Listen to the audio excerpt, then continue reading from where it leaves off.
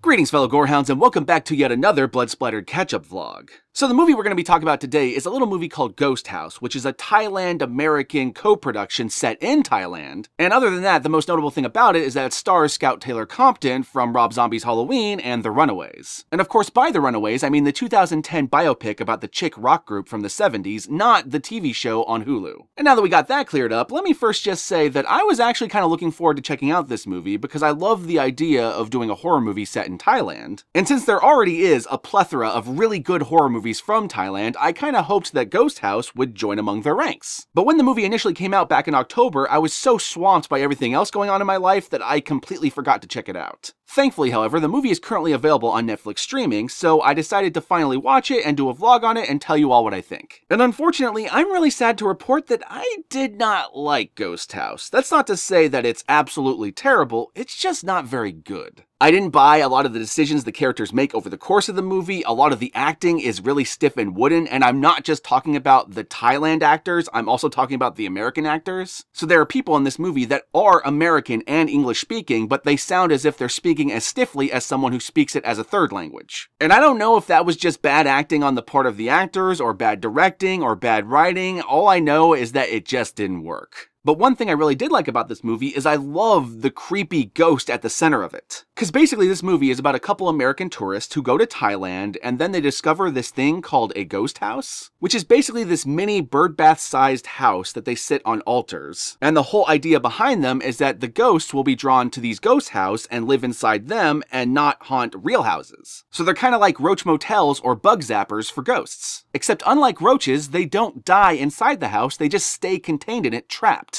That is, they stay contained in it trapped unless you desecrate the house. And one of the ways you can desecrate it is by taking something that was put on the altar off of it. Which, over the course of the movie, our main characters do, and they end up getting cursed by this one ghost that hunts them to the ends of the earth. And they end up having to turn to local shamans to try to find a way outside of the curse, and there you have our movie. It's very simple, it's very basic, and it should, on paper, work. But like I said, the bad acting and the stupid character decisions just get in the way of the awesomeness of this movie, and on top of that, as awesome as the creepy ghost lady who haunts them throughout Thailand is, she ultimately relies almost solely on jump scares. And a lot of them are really cheap jump scares, they aren't really well earned. That's not to say all of them are, some of them are actually quite good and actually got me. But more often than not, I found myself rolling my eyes at some of the scares that were happening in the movie. And this would especially happen when I would see a jump scare that would completely ruin the creepy tension and atmosphere that was being built up beforehand. It's like the movie couldn't just let us sit and stare at this creepy ghost too long, it had to jump us. But unfortunately that meant a lot of the images of the ghost on the actual screen of the movie don't last long enough for it to really sink in. Which is really unfortunate because I feel like this could be a truly creepy and scary ass movie if not for that. And I say that even with all the shitty acting and stupid character decisions. Anyway, Ghost House is a movie that I only recommend because it happens to be on Netflix currently. I don't recommend buying it, it's just a complete waste of time. That being said, I will still include some sort of Amazon affiliate link related to the movie in the description below, and if you click that link and happen to buy something through that link, then I will get a kickback from it. But like I said, I don't really recommend buying this movie. I don't think you're gonna enjoy it. Not unless you are an Asian horror completionist, but even then, this isn't really a true Asian horror movie. This feels way too American to be truly classified as Asian horror, even though it's using a lot of the tropes of Asian horror, as well as some of the Thailand mythology, but I'm not even sure if that's 100% accurate. If there's someone out there who's familiar with ghost houses or Thailand or whatever, and they can fill me in below, please do. Because I would really like to know how much of this movie is accurate and how much of it is American bullshit. And with that all said, my fellow gorehounds, let us finally move on to the spoilers.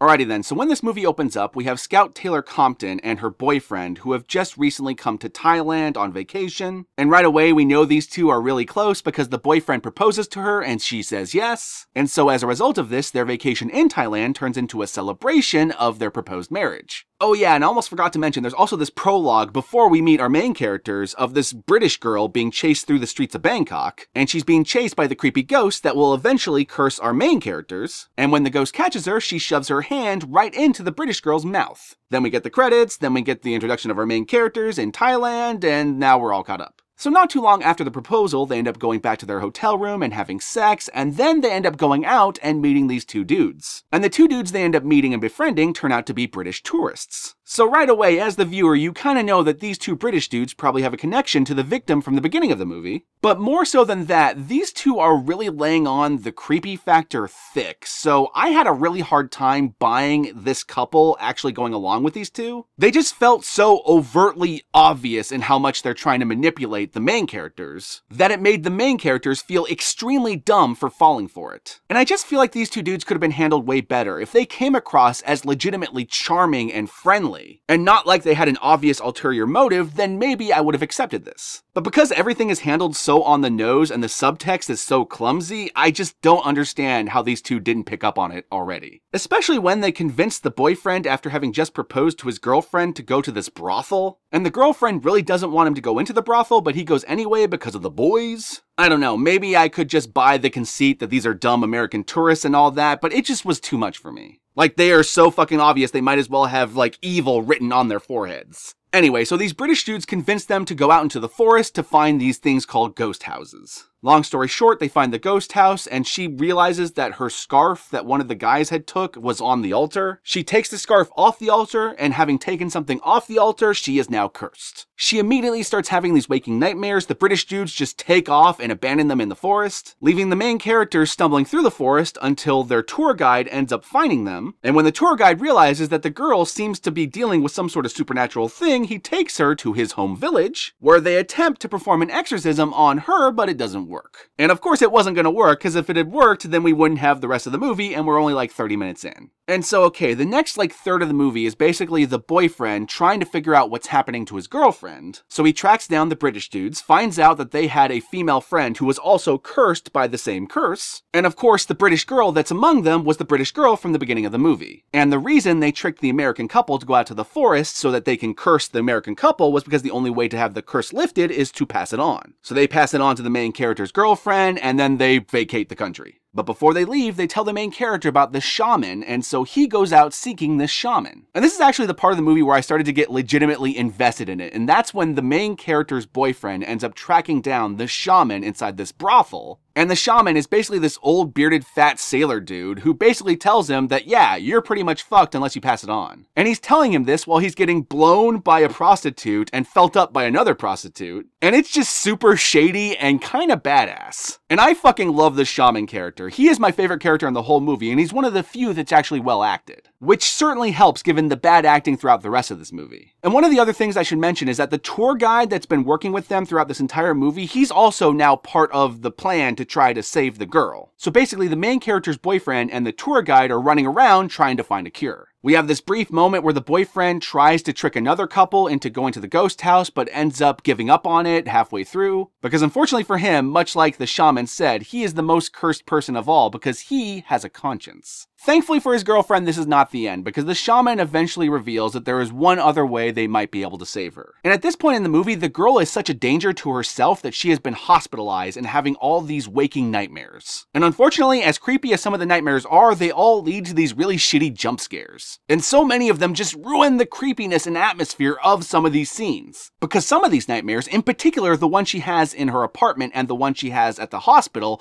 feels like they came straight out of Silent Hill. They're atmospheric, they're creepy, and when the ghost is seen on screen, it is legitimately scary. But then they're all ruined by these really predictable and pointless jump scares. And you all know me, I will praise a movie even if it has a lot of jump scares if I feel they were well done. I just don't feel like they were well done in this movie. So anyway, after abandoning his quest to pass on the curse, he goes back to the shaman, who reveals that there might be one other way. So the shaman, the tour guide, the main character, and the main character's boyfriend end up going off into the woods, where we basically find out that our main shaman is more sham than shaman, and he reveals a real shaman. And this is the part of the movie that I think works the best, the last 20 minutes where they try to exorcise this ghost out of this girl. But in order to do this exorcism, the real shaman reveals that there has to be a sacrifice. And it's legitimately creepy, and it's really well done, and it's super brutal, and I'm not gonna spoil one more goddamn thing. But unfortunately, despite how awesome these last 20 minutes are, the rest of the movie is just not worth it. It's too frustrating, it's too boring, it's too annoying, and it doesn't really matter what happens in the last 20 minutes if you're too pissed off and frustrated by the first part of the movie to even enjoy it.